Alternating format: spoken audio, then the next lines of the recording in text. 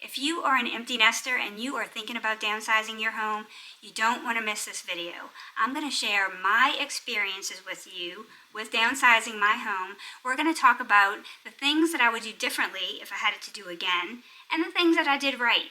We're going to help you decide if downsizing is right for you, and if it is right for you, things that you might not have considered that you might want to consider before you make that final decision. If this sounds interesting to you, stick with me because we're about to get right into it. What she hides under her disguise. Yeah. And all the girls around the world, they wanna be. And all the dudes are jealous. So I'm Mona, I am almost 54, I am from South Louisiana, and I like to bring you content that makes your second half the very best half. And if that's interesting to you, consider subscribing and joining the conversation where we are women helping support women so that our second half is indeed our best half. And one of the things that many of us think about is downsizing. So my husband and I might have done it a little earlier than some people do it. So I was pre-retirement from work, but post-empty nest. And I just happened to be driving by some little cottages that I had been looking at for years and thinking, boy, those look so cute and so nice. The back is on the water. There's so much nature. You know, it's a nature lover's dream out here. Maybe we should just do it. So first of all, let's say that the benefits, right, to downsizing would be less cost, less taxes, less utility bills, less maintenance, easier to clean. You get a chance to downsize on the materials and the clutter and the things that you may have accumulated in a previous home that you spent lots of years in, and that's always good. Nobody wants to talk about leaving this earth or passing away, but ultimately we all are going to do that. And it is nice if we can have things tidied up for our next of kin, our loved ones, our kids when we're gone, that they can just come in and not have to deal with a lot of things and a lot of mess. That's another video I have coming up too. The cons of downsizing: less space, lifestyle adjustments. Sometimes emotional attachment to your old house can be difficult to overcome. I was lucky in that my middle son actually purchased my old house from me, and so our family home that I raised my 3 children in for 25 years is still in our family. But that can be something to consider. Hosting can be very difficult if you downsize too much. If that's something that's important to you, you definitely want to consider that. I have found that I miss having the room to entertain like I want to, and I think less storage would definitely be a con. So we're going to talk about a decision to downsize. Do I regret it? First of all, absolutely not. I love this place. I love seeing the nature every day. I love having my life surrounded by nature. I'm sitting here looking out, and the power is off right now if the light is not optimal, but I have window, I have French door, window, and all day long I can sit and look out at beautiful nature, and that is peaceful and calming and definitely brings me a lot of happiness and joy. However, what you base your downsizing on, make sure that you're clear on that. So when I was downsizing, I was thinking, well, I have this big yard that's fenced in, and I never did anything with it. Well, part of the reason that I hadn't done anything with it is because I had 3 small kids within 5 years and some months, and then they were progressively growing, going through sports, school events, and I was working a full-time job. At times I was working 2 full-time jobs, and my husband was full-time in the workforce. So no, I didn't really have any time to play around in that big yard. But now, looking back, that I'm an empty nester, that I am having a little more time, my children aren't in sporting activities, I loving the time we are all together and missing those times of constantly being on the go with them, I would probably have time to do more with the yard if I had it. And now we have Gracie, who is our rescue dog, and I don't have a fenced-in yard for her. And so that makes daily walks a necessity. So you want to think about things like that. Is the reason that you're downsizing because you think you don't need things that you never had time to do that you might have time to do now? Because now I would have time to garden. Now I would have time to fix up the yard.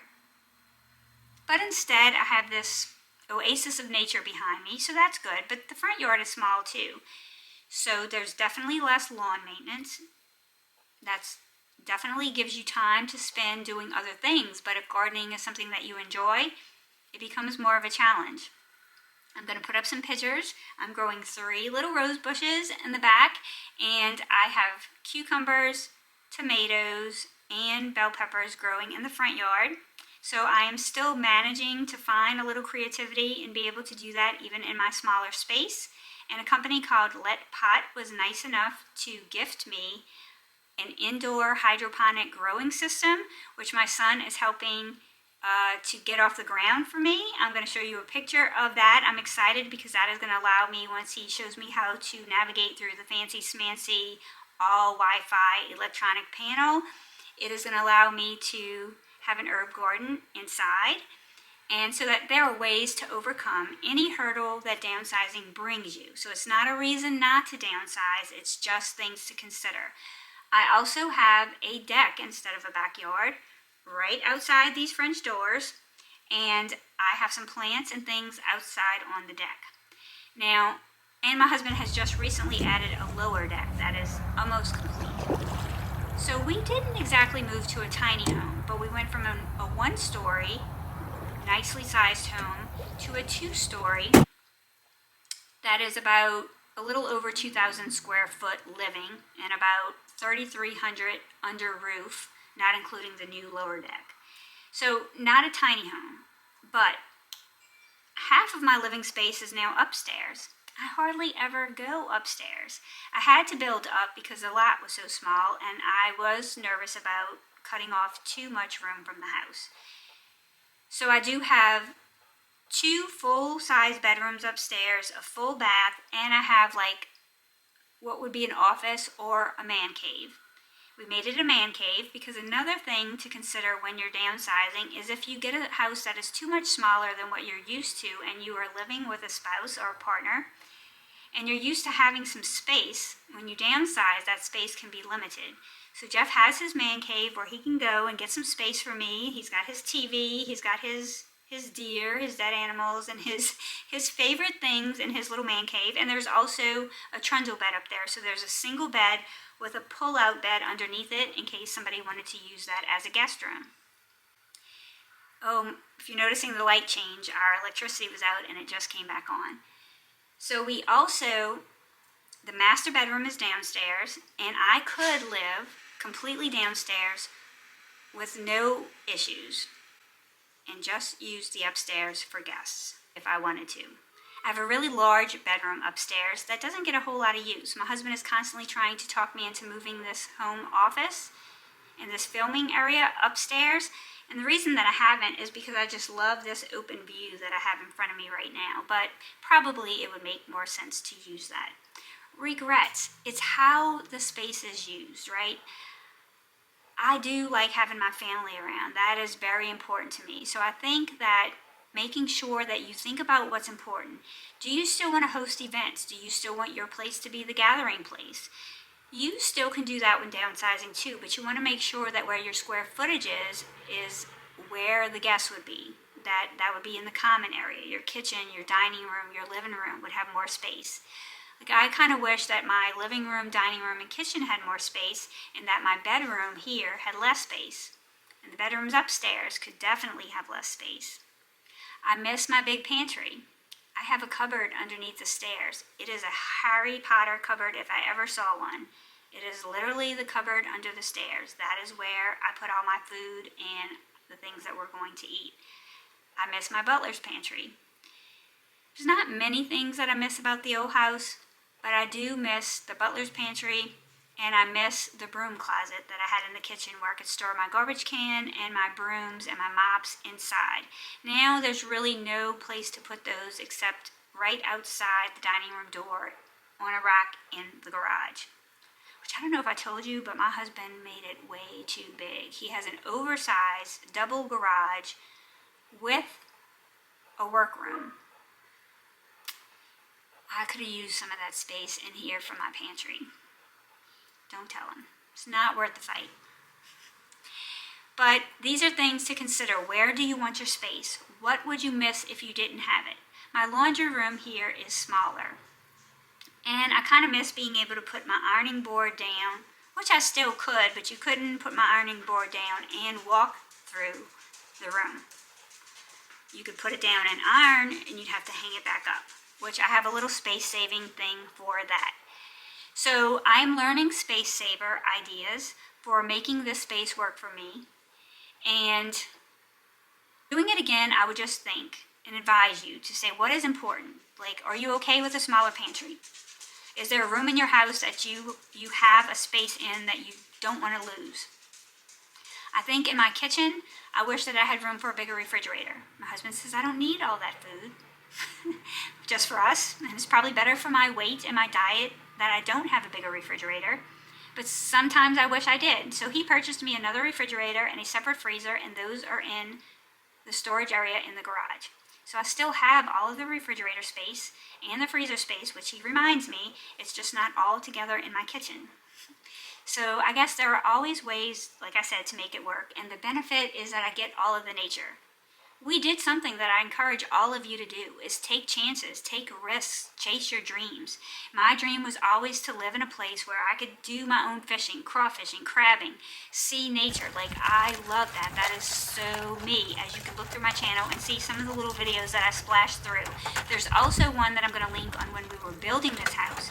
And I'm also going to put up some little clips of footage of various places in my home so you can see kind of what it looks like.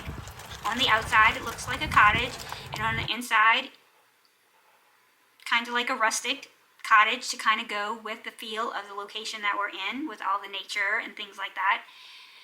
So I'm glad that we took the adventure.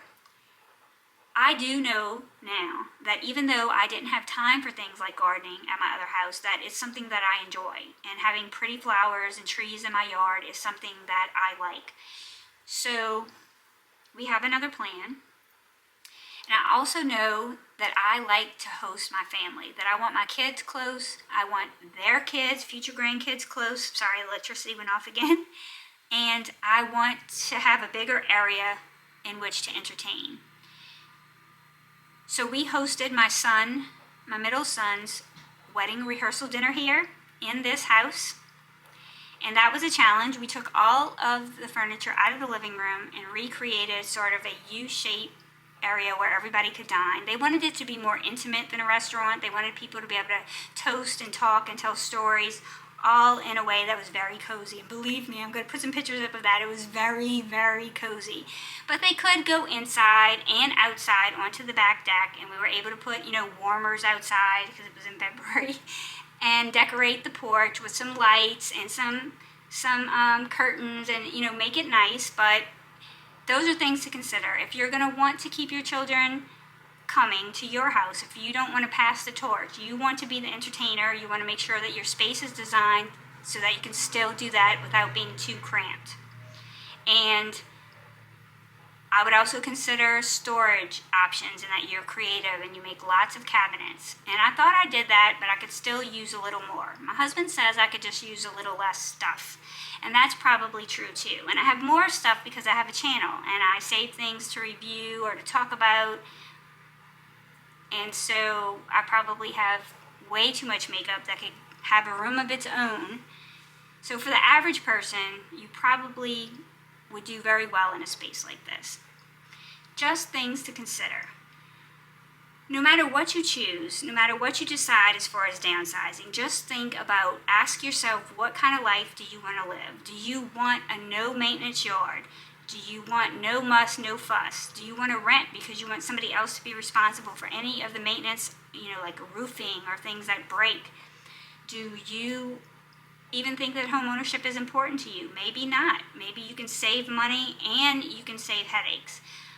But if you want to be the entertainer, if you want to be the gathering place, if you want to be able to put up guests, you want to make sure that you don't just put them on the sofa, because that can be inconvenient for you and for them. Now, I do happen to have spare bedrooms upstairs, so that's not a problem either. But things to consider. So I think for us, what we're going to do is we're going to probably, when Jeff retires or I retire, whoever does that first, we're going to sell this house, and we're going to sell our land, our property in Mississippi. We have some acreage We call it the Baggett Farm, and we can deer hunt on it and those kind of things. We're going to sell that. We're going to sell this. Put that money together and then buy a new, larger piece of property with acreage, and I will have a home on it that has a bigger area, common area, and a little more storage in my kitchen for things like my pots and my pans and my things to serve my guests. And maybe the bedrooms will be a little smaller. Hopefully I'm not leaving y'all hanging on any thoughts. I got an interruption at the door. But what I just want to leave y'all with is just think carefully about downsizing. Think about what is your priority in your current home, or things that you love in your current home that you wouldn't want to miss in a downsized home. Think about the where. Think about, do you want neighbors? Do you want no neighbors? Do you want it to be quiet? Do they have railroad tracks nearby? Do they have loud traffic?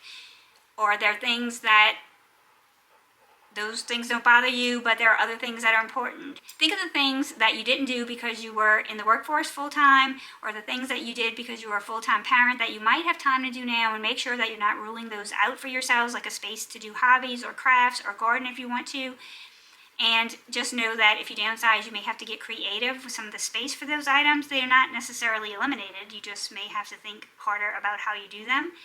And make sure that wherever you're going is going to have, do you have stores nearby? Are you too rural for delivery? Or are you going to be able to live there your whole life?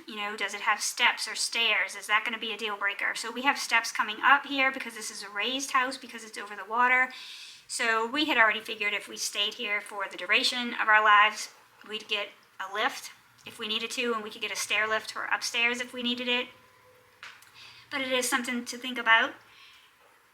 Whatever you do, don't disregard your dreams. Maybe you want to travel. Maybe, your home base is not that important to you because you want to spend most of your time on the go. Jeff and I are more homebodies, so we're not going to be traveling the world. We're going to be spending most of our time in our home, and our happiest times are going to be spent with our family making those memories. So we need to have enough space for that. And then we want a little adventure in the area where we're at, whether that be outdoor things that we love or gardening things that we love, primarily outdoor things that we love. We want to have those in our environment. We don't want to have to travel to them. So another thing to consider. Anyway, I would love to hear from you in the comments. I'd love to hear if you've downsized, if any of the feedback that I gave you was helpful, what your experience has been with downsizing, if you could share that. If you've downsized your home, I'd like to hear you share your experiences in the comments so that others can learn from you as well, because this is not all-inclusive. I am sure that I am leaving things out. This was just my experience. I hope that you enjoy the little shots of the house, and that if you want to go back and look at the video, I'll have that in the description. Maybe I'll pop it up, of the other videos that I have that are, there's actually a whole playlist of things about this house, the journey from building it to when we first moved in, a home tour, that kind of thing, if you're interested. I hope you are grabbing life by the horns and that you are doing everything that you can to realize that attitude is everything, and that we have the power to make this second half our best half as long as we have our health and our minds. So go out today and do something exciting. Don't let life pass you by without doing the things that you love. Taking chances sometimes. We can always undo the chances. So even with Jeff and I, we're enjoying this chapter, but we realized that there were some things that we would do differently. So guess what? We're just going to sell it, and we're going to do something different. This is going to be another chapter, and we're going to enjoy each day of this chapter and our great neighbors that we have here because we love them so much. And then we're going to do another chapter, and that's okay too. So until next time, be safe, live fully, and I'll see you in the next video. She lives a double life, puts on a show. What's under the subtle smile, we'll never know. She's a Mona Lisa.